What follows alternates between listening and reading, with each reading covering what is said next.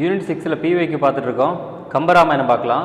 கம்பர் தம் இயற்றிய நூலுக்கு இட்ட பெயர் எது அப்படின்னா ராம அவதாரம்.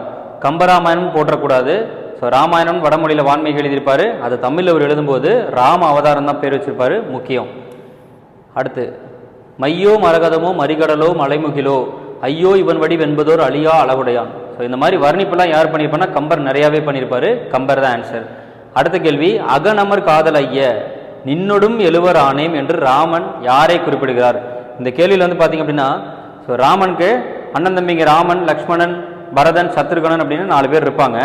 ஸோ இது இல்லாமல் இவங்க காட்டுக்கு போகும்போது இவங்களுக்கு வழியில் ஹெல்ப் பண்ணவங்க எல்லாத்தையுமே அடுத்தடுத்த தம்பியை ஆட் பண்ணிடுவார். இன்று முதல் நீ 5ஆம் தம்பி என்று அழைக்கப்படுவாய், இன்று முதல் நீ 6ஆம் தம்பி என்று அழைக்கப்படுவாய்னு ஒவ்வொருத்தராக லிஸ்ட்டில் ஆட் பண்ணிட்டே போயிடுவாங்க. அந்த மாதிரி 7 வரைக்கும் கொண்டு போயிட்டாங்க. ஸோ அது பிரச்சனை இல்லை. ஆனால் கேள்வி கேட்குறாங்க நமக்கு என்னன்னா ஆப்ஷன் 7 இருக்கிற குகன் இருக்கார்ல இவர் 5ஆம் தம்பி என்று அழைக்கப்படுவார். கேள்வி கேட்டிருக்காங்க.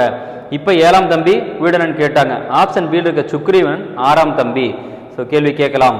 அடுத்த கேள்வி ராமாயணத்தில் சுந்தரன் என்னும் பெயரால் அழைக்கப்படுவர் யார் அப்படின்னா அனுமன். ஸோ இந்த அனுமனுக்கு இன்னொரு பேர் ஏதாவது இருக்கு அப்படின்னா சொல்லின் செல்வன் சொல்லுவாங்க. சிறிய திருவடினும் இவருக்கு இன்னொரு பேர் இருக்கும்.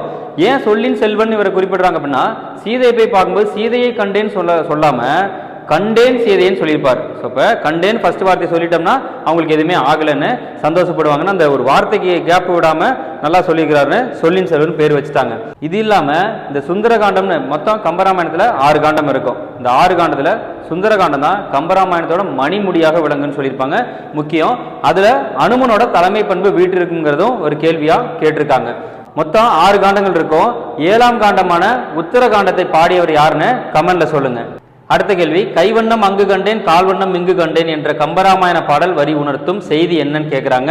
இதுக்கு ஆப்ஷன் பி வரும். ராமன் வில்லொடித்தது அகலிகை சாப விமர்சனம் பெற்றது ரெண்டுமே இந்த பாட்டு வரி வச்சு இது உணர்த்தும் செய்தின்னு குறிப்பிட்டிருக்காங்க. அடுத்து மிக முக்கியமானது கம்பர் இறந்தப்ப வாணிதாசன் அதாவது பாரதிதாசனோட தலைமை மாணவரான வாணிதாசன் என்ன சொல்லியிருப்பாருன்னா இந்த பாட்டை பாடிப்பாரு. முக்கியமான வரி பூமடந்தை வாழ புவிமடந்தை வீற்றிருக்க நாமடந்தை நூல்வாக்கும் நாள் என்று ஒரு மேற்கோள் கொடுத்திருப்பாரு. முக்கியமானது ஞாபகம் வச்சுக்கோங்க. தேங்க்யூ.